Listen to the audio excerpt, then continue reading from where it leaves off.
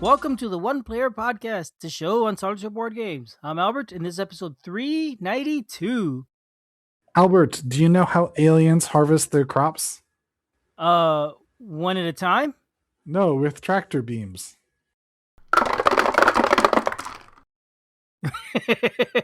Tractor beams. That's a good one.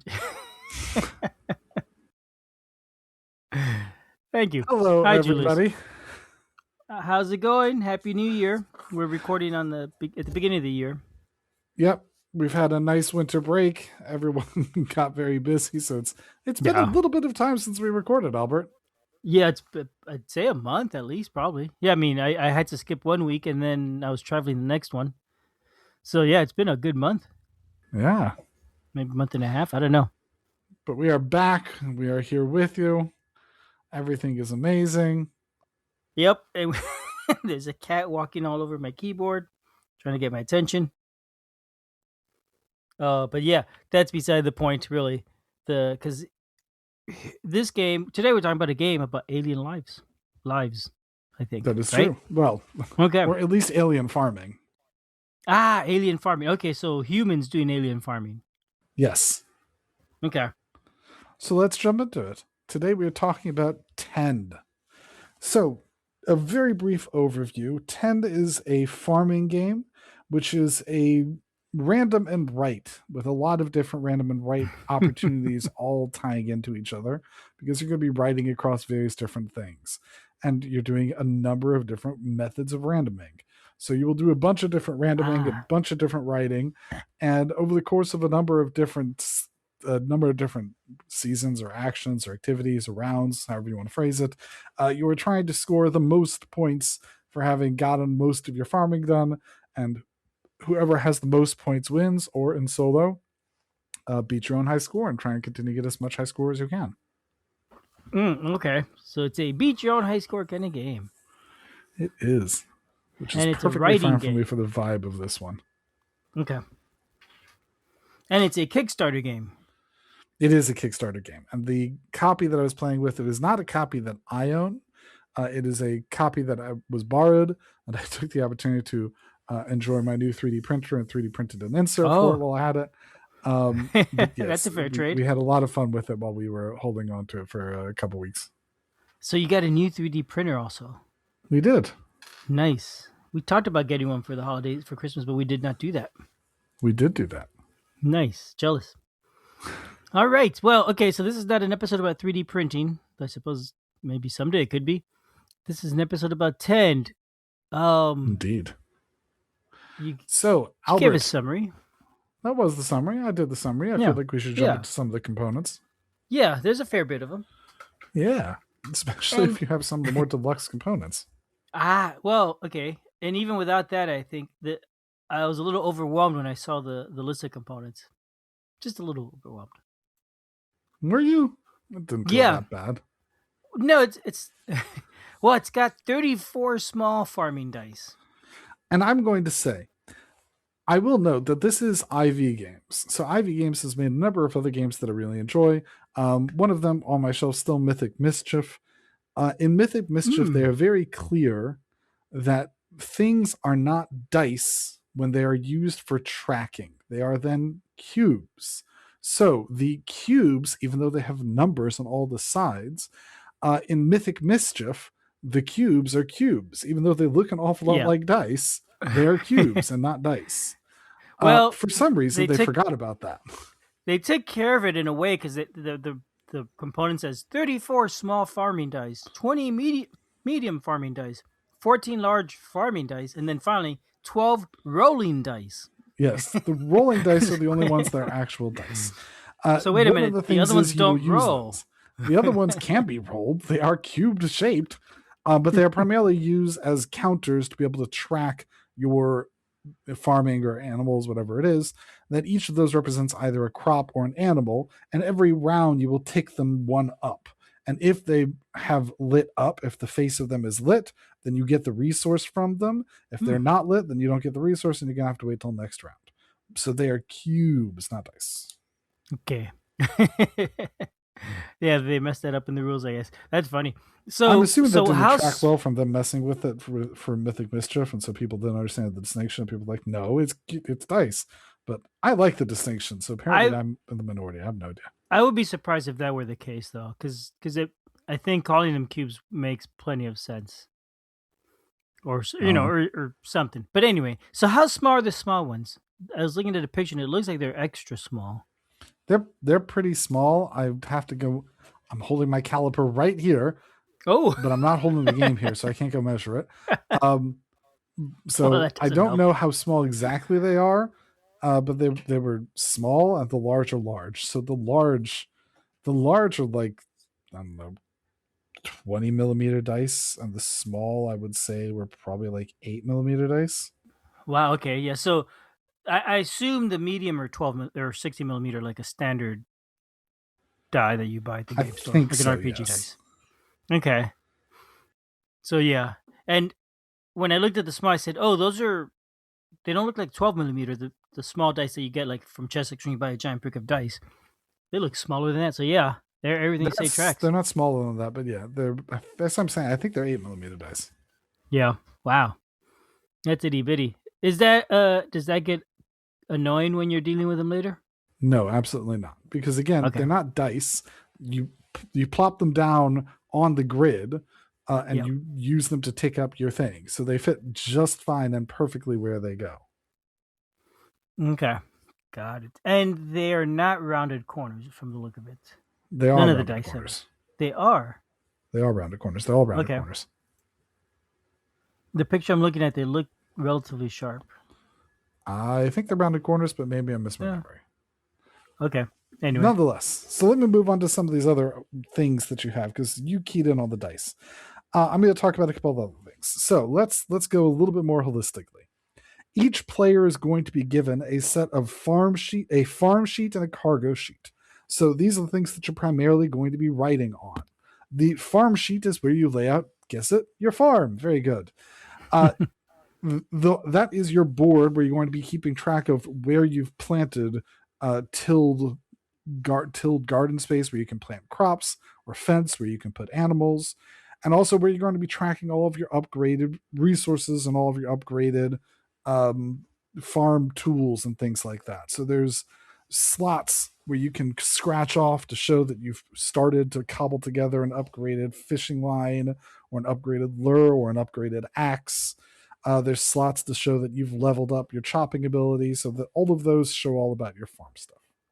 In addition, there's another write sheet, the cargo sheet. The cargo sheet is whenever you want to ship something back to, HQ or Motherland or whoever it is that's taking all this stuff from you.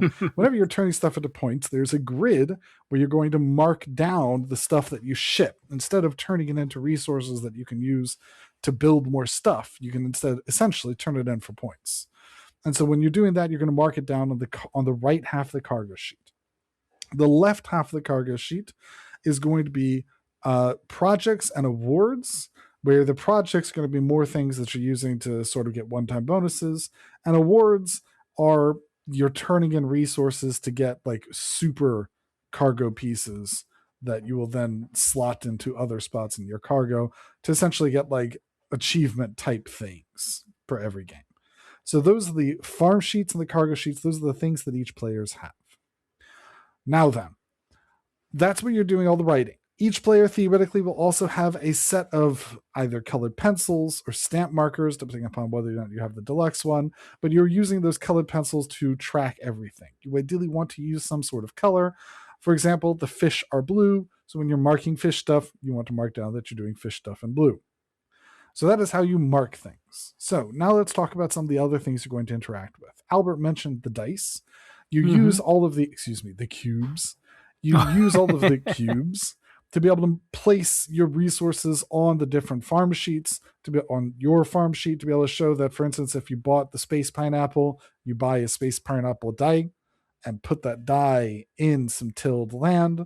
And then every round, you're going to be ticking it up to show that you have things. So that's the dice that are going there. And there are also animal dice that go in a fenced off area, because you have to buy fences and mark them down to show that you bought those fences, and then the animals go on the fences.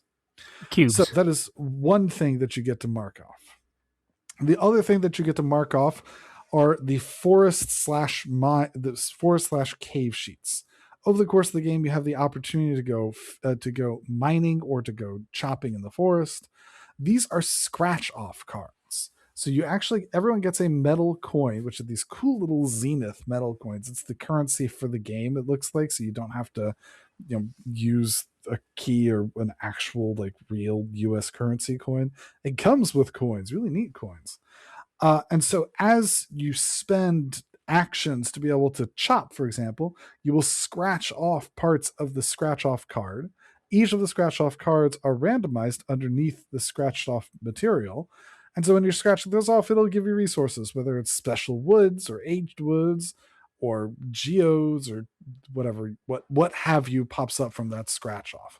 So this is the random and another version of a random and right, where you're doing a scratch off to be able to get a thing coming out of it. Another thing that players get to interact with are fishing cards. So each player has a set of, and those are the rolling dice I was talking about, that there's a black and a white one.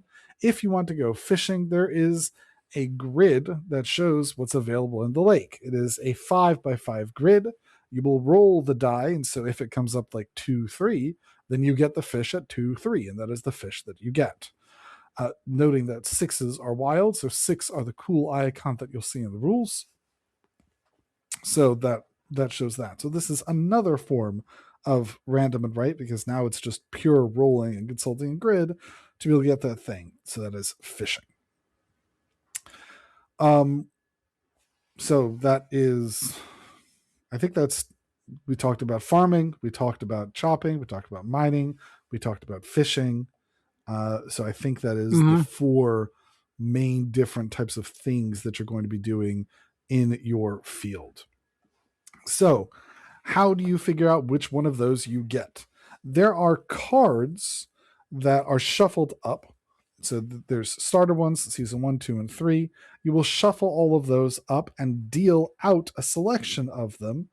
And then every round, you're going to be adding to the deck and continually going through the deck. So in season 1, you're adding some season 1 cards. In season 2, you're adding some season 2 cards. So you'll continue to see a mix of those cards over the course of the game. But those cards all have what type of actions you can take this round. So you'll deal out 5 of them from the deck. So it could be that a round comes up where there are absolutely no chop cards, for example. So you can't go chopping with your axe in the forest because no chop cards came up. So those cards limit what actions it is that you have. Every round, you're going to pick 2 of the available 5 cards and take those actions. There's a number of those different cards. There's 20 of each of the different seasons. You'll shuffle in some of those over the course of the game. So those are the what they call the task cards. Another component that exists are objective cards. Every game, there's going to be one season 1, one season 2, one season 3 objective. These are objectives to be able to get cash in some points at the end of the respective seasons. You'll cash in those for points, and so there's a bunch of cards that denote what those different difficulties are. Mm-hmm. And it brings 9 objective cards per season, so there's a lot of randomness in that. If you're only playing with one replayability, yes. And then one other type of card is the neighbor cards. Neighbor cards are that you'll place a neighbor card to your left and your right. So these are requests from your shared neighbors. I commented that you can either turn resources that you get into your farm sheet to upgrade other things, or you can turn them into points in the cargo sheets. Another use you have for them is to pass them off to neighbors. The neighbors will then reward you with bonuses off of a track that's printed on your farm sheet. In multiplayer, those neighbor rewards are a battle to see who can do the most, because whoever does the most gets some points for however much they're winning. In solo, each one of those neighbor cards, since nobody's giving you things back, each one of those cards is just worth 3 points when you do them. So I think that covers just about all the components. Okay, it's worth talking about them a little bit more. You didn't mention the 36 colored pencils that come with the game. I did mention the color pencils, but I'm not going to talk about some of my thoughts about the components. Okay. So let's talk about those colored pencils. So the game by default comes with some colored pencils. The copy we were playing was the more deluxe one that comes with these super cool marker pens. These marker pens are in each of the 6 different colors. So on the one side, they are just regular markers that ink the various different colors. But on the other side, if you uncap it for the other side, it is a Hmm. marker for the specific icon that it is. So I mentioned blue is fish. So if you uncap that side, it's a small marker for the specific fish that you have. One of my other Sort of like favorite, a rubber stamp sort of marker, you mean? it's not a rubber stamp because it's a stamp fed by the same inkwell that is the Right. marker. But that type of effect is what you're getting now. Correct. Like you're using it to stamp, basically. Yes. Okay, It is that type that's neat. of marker. So That's one pretty of my neat. other really enjoyed roll and write games, which is cartographers. So Hmm. in cartographers, you have just colored pencils. You don't have these marker pens, and so you draw the different things yourself. Man, do I wish that these type of marker pens existed for cartographers because they are so nice. It is so nice doing a roll and write with these colored markers, with these marker pens, with Hmm. these marker stamp pens. They are so convenient for doing roll and writes. They are such a deluxe component and they are so worth it for being such a nice deluxe component. Yeah, and specifically for a game like this that is relatively complex in its writing part, right? Where there's a lot of Yes. different things you're writing. Yeah, like Yeah, you are writing all over the for place. for a simple roll and write like a Yahtzee, not a big deal. Whatever. Yeah, if you're just But a trying to game like write this, yeah, if you're just trying to write X's on things, you don't care about that. yeah. But with this one where you want to have those different symbols, especially in the cargo sheets, it's so good. Um, and again, I'm comparing it very purposefully to cartographers because in cartographers, you were Hmm. also writing all the different symbols. You're writing symbols for monsters, you're writing symbols for wheat and for houses and for trees, all those different symbols. Having those symbols, it's the same type of thing between the cargo sheets here and the map symbols and cartographers. And I just wish I had those things for cartographers. That's how much I really liked these marker pens. Yeah, but wow, they're expensive. They're one pack with 6 markers in it is $8. Yeah. The full set for the game for 6 player game is $47. Wow, $48. Yeah. So they're a little expensive. They are a little expensive. You can share them, but if you're Well, playing yeah, solo, yeah, you yeah. only need one. That's right. Yep.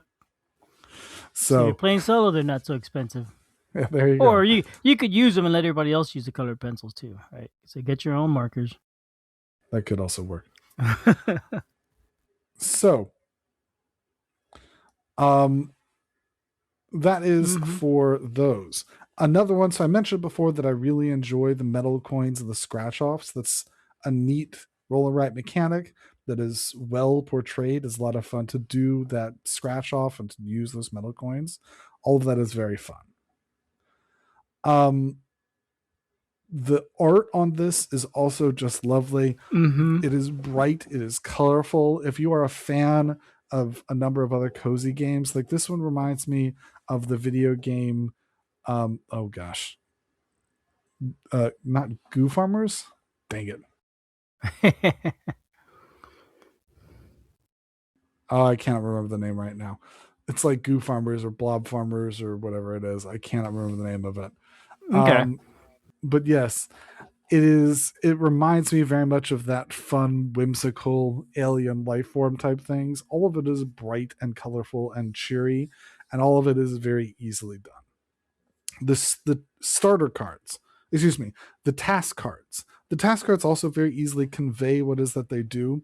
Each of the task cards has on the top of them, well, each of the more complicated task cards has on the top of them a basic action, and on the bottom, if you achieve a certain mini objective, you get the enhanced action. So all of those are very clear and easy to see. All of them, it's very simple to be able to understand what those objectives are. We didn't have any issues with those. It is English only, so it is not multi-language, which I think probably adds to the fact that it was really easy to see what it is because a lot of it had to be denoted, like for example, Hmm. 7+ levels of chop.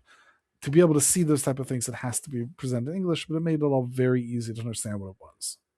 The deluxe copy I had came with some foil cards for the starter cards, which did not match Oh. all the other season task cards, and so that actually was annoying to me. I did not like that. Hmm. One more quibble that I had with these, the fishing and geode cards. I mentioned that when you fish, there's a lake that's printed on your farm. The game comes with a bunch of fishing cards that theoretically you can level up to be able to see different types of fishing areas or different types of geodes that you can get. And so theoretically, you have to hand out 4 of them to each player. I don't know why they had to do it like that. I mean, even just cutting down to 2 players, because they don't need the back of those. There's no randomness for it. So they could have done on the back of it. You could have flipped it over. It takes up even more room if you hand them all out and people have extra things that they have to look at. It was an additional component that was more complicated, I think, and that was easy to get lost on the table. So now I would just stop. When I'm playing with other people, I don't give them those cards just because that adds a little bit more confusion to a game where you're already throwing a ton of things at people. Just don't hand them that. Yep. And so this game, how big are the sheets, right? So it brings one farm sheet, well, per player, a farm sheet, a cargo sheet, and a scratch off card. How big is all that?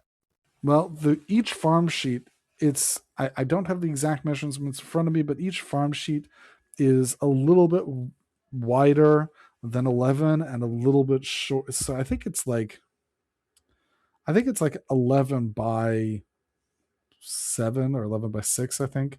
I'd have to go measure it. So the farm sheets and the cargo sheets are the same size, and the scratch off cards are like a wide tarot size. Okay. So they're much smaller. So roughly a couple sheets of paper in front of you, space. So it's not too bad. Well, you do have also a market board, which I may have forgotten to mention. Each player has a market board. Each player has a market board. You don't need one. You can share that around, but it's very useful to at least have one between every player.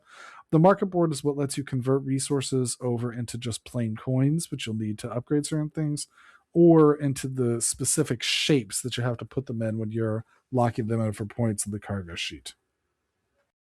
Okay. And the market boards, you don't write on those. Those look, because there's only 6 in the box. Yeah, you do not write on those. If you do, you're going to make the owner pretty upset. Correct. Yes. So you're talking about the colors. I really like the colors on the farm sheet. The farm sheet it looks really pretty. It's very colorful and it's laid out in a nice organized way where there's just a ton of information. There's some areas that you get to scratch on, some that just charts that you look up on, and it looks really nice. Slime Rancher. Slime Rancher. Okay. That's the name of the game. That was the name of the video. That was the name of the video game that I was talking about before that had that bright, whimsical, colorful vibe to it. Slime Rancher. Gosh. I thought you were hurling insults at me for a second there. No. Okay, so I like the farm sheets. I like the way they look and how they organize it. It seems to make a lot of sense in the layout, and also seems fun. Yeah. The cargo sheet. Absolutely. When you first look at the cargo sheet, it's quite the contrast. It looks plain and dull, and it's like, what? Why in the world is that there? It doesn't make any sense. But you start looking at it, it's sort of like a manifest, so like a report or something that a person running the farm might want to use and write on. So, yeah, it's deliberately designed to look like that. It's deliberately designed like that because you're going to fill it up with all of your color over the course of the game because you're stamping your color icons for the different things on it, and you want to be able to see those clearly. So it being black and white is needed. It's needed, and it makes sense thematically. Yeah. Once you see what it is, yeah. So I think that works well. I find the scratch off cards, the color of those, I find a little odd, but I think it references colors on other cards too, probably, because everything does seem to be pretty color coded in this game. Very much so. So let's talk. I think we've about covered components. Oh yeah. Let's move on to the rule book. Okay. You ready? Yep. I'm ready. I've been looking at it. So I'm glad you've been looking at it. I think that I think the rule book is perfectly fine. It explains how it is that things work.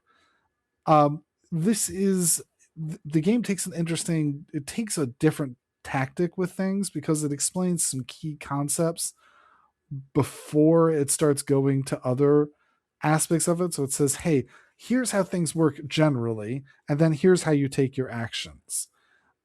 And it sort of mixes those things up with other things and puts stuff all over the place. You get through it, you understand it all in the end, but it is perhaps owing to the fact that it is pretty unique. So I think that all works out just fine. Okay. It's also a pretty big rule book. It's got 20 something pages, which surprises me. And it's a lot of times when you have 20 pages in a rule book, especially like say a Euro game type of thing, the last 12 are reference pages and stuff. But this is rules pretty much all the way down. Yeah. I think they do have though a sample. I think it's very helpful. They have a whole sample area towards the end where there is an example whole turn or a whole round Mm-hmm. where it shows how everyone does all of the different things. That was really key. Perhaps owing to the fact that again, this is not really like other games that I've played. It's pretty unique. So reading how it is that someone else plays with a whole lot of visualization explanation, that was really good. That was very helpful to be able to understand everything. That's neat. Yeah. Yeah. I like the look of the game. I like it a lot. I saw this game in my game store, and I saw the box, and like I said, I didn't like the art on the box. As a matter of fact, I don't know why. I looked at it and it looked colorful That's unique. and didn't. It is unique. I didn't really. It looked colorful and cute, and I just didn't look any closer at the picture, like looking at the details. So it's got animals and stuff. It's just some farming game, whatever. If you start looking closely, then you realize, oh wait a minute, those cow-looking things have 4 sets of eyes and things like that. And then you start realizing, wait, something's going on here. But the initial picture just immediately just I lost focus on it. Did not capture my attention at all. Huh. Mm-hmm. Well, you're already giving your final thoughts. I feel like we haven't quite I'm gone not gonna. through Yeah. all of the gameplay, but I think maybe we have kind of gone through the gameplay so far. So maybe I'll Well, just move on to my final thoughts. we've gone over all of the gameplay. I know because I haven't played this game. Because the second strike it has, it's a roll and right, and that just I lose interest once you say anything in right. Oh, that's a shame. Rolling rights are good fun. I just can't play on with Shabbos. Yeah, well, I don't know why I don't like them. I've said it before. It doesn't make sense because it's sort of thing I should like, but I don't know. I don't enjoy them every time I play them. You should like rolling rights. Now, what I like is more like a roll and lay a card down. So I think like what games come to mind? Oh, I don't remember any names. I haven't played one in years. Or like the game Numbers, where you draw a random number and everybody then has to lay the number onto their board, and everybody's doing the NBR, you same mean? simultaneously. Yeah, that number. Game Numbers, a lot of fun. That I like. I hear that. Well, and just to make it very clear, just to go through very briefly what it is the gameplay is in case it's not clear. This is a game with 3 seasons, and those 3 seasons are divided over 4 rounds. So you have 8 rounds in the first season, and then 4, and then 4. And each round, you are picking 2 task cards from the available options and using those task cards to do different actions, whether it's chopping or mining on your scratch off card, fishing by rolling some dice, tending by upgrading or planting farms.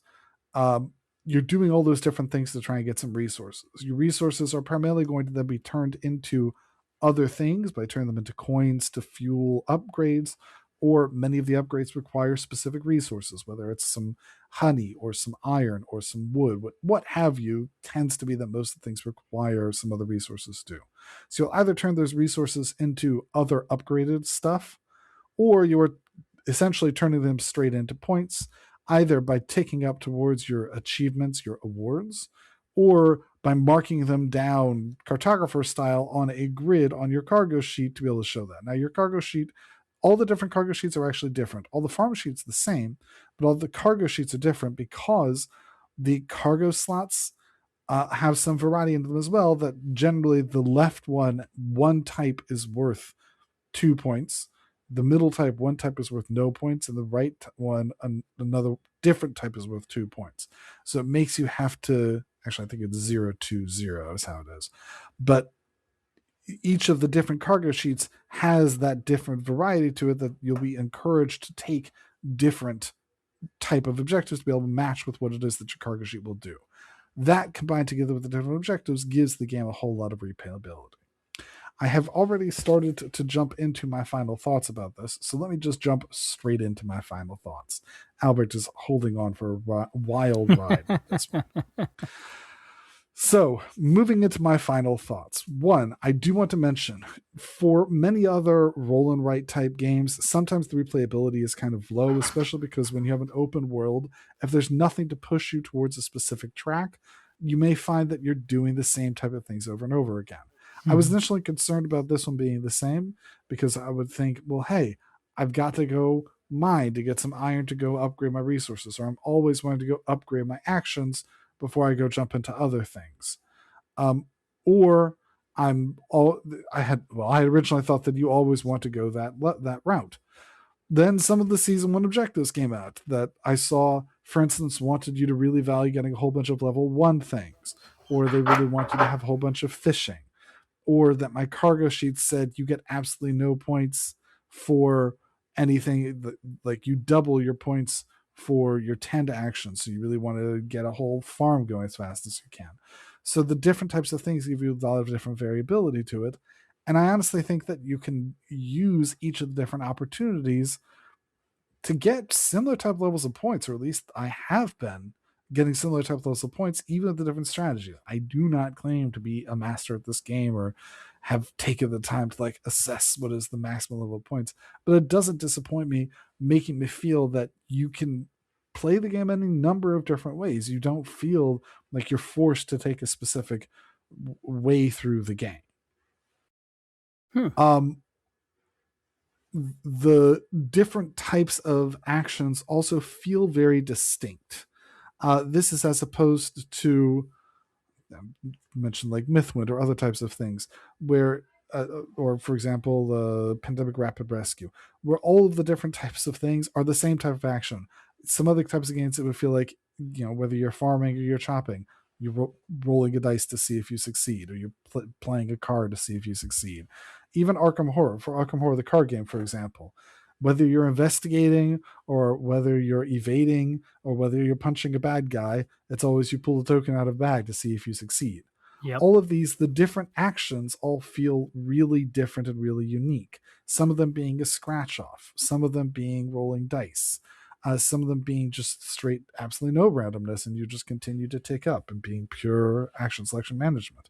The fact that the different types and methods all feel very different really helps the game feel very good and working all together. So, and both feel harmonious and feel different and feel unique throughout it.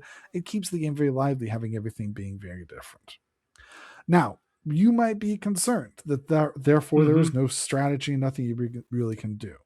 I think that's not true. You especially want to be able to pivot to realize which season task cards are coming. I mentioned that there's different objectives that you have for those, mini objectives. For example, if you see one that says, hey, this game, you want to be able to have more opportunities to have mining occur. If you see those coming up on the season task cards, you want to make sure that you're going and pushing towards that. Now, there's a whole lot of randomness to that, I will say, because the later season 3 cards, if you spent your whole game like, I'm going to really emphasize mining, I'm a master miner this game, and then none of the season 3 cards come up that let you get benefits from mining or even reduce your chances of mining, that can be rough. So there is some randomness that goes into that, and that can ruin what would otherwise be a good game. But that's true in a lot is of the way it games. is. There's a lot of games where you could focus on a skill, and if it pans out, you're gonna do great. And if it doesn't pan out because they don't show up, too bad. Yeah. And I think that's just the way it is. Sometimes the game disappoints and sometimes it doesn't. I don't feel bad losing a game. To me, I enjoy the game. I enjoy playing it. If it doesn't turn out well, say, okay, we go again. We run there again. And I have a lot of fun playing through the game. Either way it goes, it's all enjoyable and fun doing all of that to me. So that's not a downside, but that is something you should be aware of, that there is a fair amount of randomness that's involved with it. Another issue. So it being a let's go again kind of game. How long is it taking to play a game? To play it myself, the Game time says it's 60 to 90 minutes. For me, it's about 30 to Wow. 45. Having already known the game, already doing it. It's like when I was leaving the game out, um, everything already out takes from when I sit down and I start, it's like 30 to 45 minutes to be able to go through the whole game. It's faster, I think, than the game warrants when you have less players and less people who don't know what they're doing and everyone churning Yeah. through it. And you're taking turns. You're not playing simultaneously, correct? You didn't sound like Correct. it's No, simultaneous. you are playing Oh. simultaneously. Everyone does all their tasks simultaneously. Okay. It feels pretty much multiplayer solitaire because I'm very much not paying attention to what other people are doing. It doesn't affect me other than the fact that every once in a while they will pass me some resources via neighbor cars. Okay. There's very little interaction between the players in this game. I don't think you mentioned the neighbor cards. So there's cards that add interaction, basically. Well, the neighbor cards, I said these are objectives where there's a thing on your left and your Oh. right where you Oh. pass Okay. them to Okay. your You left did. and your Yeah. right. So in multiplayer, those resources actually go to the players to your left and right. In solo, you just get 3 points for completing every Ah. single one of them. So, but in multiplayer, those actually do go to the players to the left and the right. So you can expect some random things every once in a while. And in solo, you don't. But other than that minor amount of interaction, you don't take things from people. Nothing is not friendly in the game. Everything is very friendly and very cozy and chill. So I never really have like huge interactions. We will often speak out to each other what it is that we did and where it is that we're going, because otherwise we're all just sitting around the table playing our own little version of the game, and that's not very much multiplayer. So if this game existed with just a one person copy of the game instead of the 12-person copy that I was playing with, which was a gigantic box all by itself, I'd honestly prefer this as just a one player game. Oh. Okay. I don't think it needs to be a 12-person game. It just there's so many components and so much more of an expensive game than it needs to be for just being a one person, a bunch of people playing solitaire all together, as with many other roll and writes. But you're not racing to be the first one to complete a thing. You're not racing to try and get something before other people does. There's no race. There's no immediate interactions other than just getting more points than the other play at the end of the game. And you do that all solo too. You want to get the most points. Like you're already getting Mm-hmm. most points. There's no competitions between other players. There's no other interactions. So the game really, really could be a solo game, and I think it's an ideal solo game. I enjoy it much more solo. I mean, I enjoy sitting around playing a game with other people. Nothing detracts, nothing feels multiplayer even when I'm playing multiplayer. Yeah, I understand what you're saying. Right? Yeah, and the whole, some, like you said, if you play multiplayer, you're still trying to get the highest score. And Yeah. that's not really any different if you're playing solo. You're trying to get the highest score. The difference is Yeah. in solo, you don't have anything to compare against unless you've played it before. Yeah. So one other Wow. negative thing I do want to say for this is that the game, when you open it all up, can be overwhelming, which again is one of the reasons why I started pulling back on putting everything in front of people. You're throwing at them. You've got a gigantic of a normal world, right? It's the one little sheet, and there's one action you get to pick at once. I compare this to cartographers. You get one sheet, you get two decisions right now. With this one, even your first decision, there's 5 options, which Oh. generally are going to include all of the main options you have. You've got 3 different places that you can go to. As soon as you get a resource, there's like 3 different things you can do with it. And even when you get a thing like, do I want to start going this, or this route? It's a nice, cozy game where everything is open to you, but everything is open to you. So I can definitely see for many players, they look like, I don't know. Yeah, that's an overwhelming way to start the first time you play, isn't it? I think that Okay. it's good to sort of tell players like, hey, here's a season 1 objective.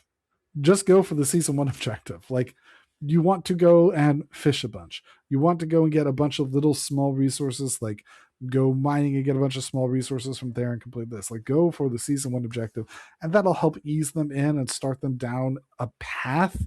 But it's so easy to look at this, be like, there are so many options for things that I can do, which is really fun when you're playing the game. But for a new player, there's a lot of things you can do, you know? Yeah, and they consider this, the publisher considers a medium slash heavyweight game. It's not. They don't think it's a light game at all. Yeah. I'd say this is more medium. I don't think it's heavy. Yeah, I think they're saying somewhere between medium and heavy is their opinion. Yeah. But yeah, it's also a little bit expensive. It's a $80 retail if you just for the game.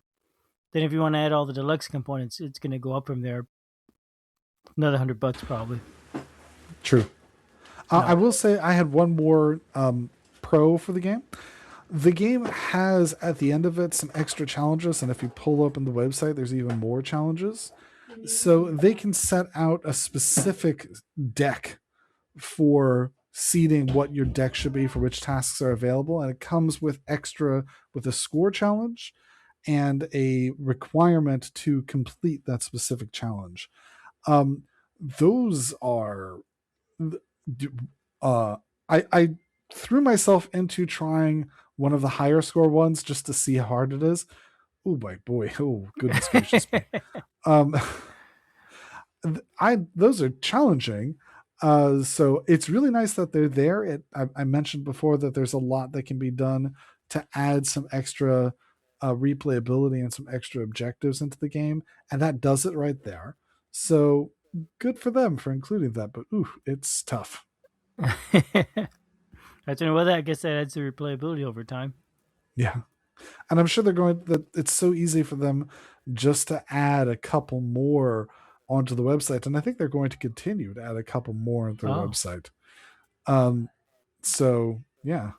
All right. Well, Julius, thank you for sharing this, but this is about the time where we tend to and wrap it up. Albert's all harvested out for the day. That's right. Well, I greatly enjoy the game. I'm sorry that it is a roll of rights and Albert immediately poo-poos it. But I enjoy roll of rights and I greatly enjoyed this one. So I strongly recommend it and strongly encourage you to give it a shot. Yes, and I say poo. That's right. Thank you, everyone. Hey, Albert, what do you call an alien that lives in a swamp? Moonraker? A marsh inn. Marsh. I like that one too. I like the first one better. Alrighty. Have a good day, everyone. Bye-bye. Bye-bye.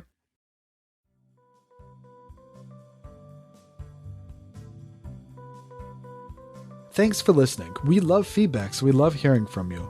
You can reach me at julius@oneplayerpodcast.com or JLBird on BGG, and Albert can be reached at albert@oneplayerpodcast.com or Fractaloon on BGG.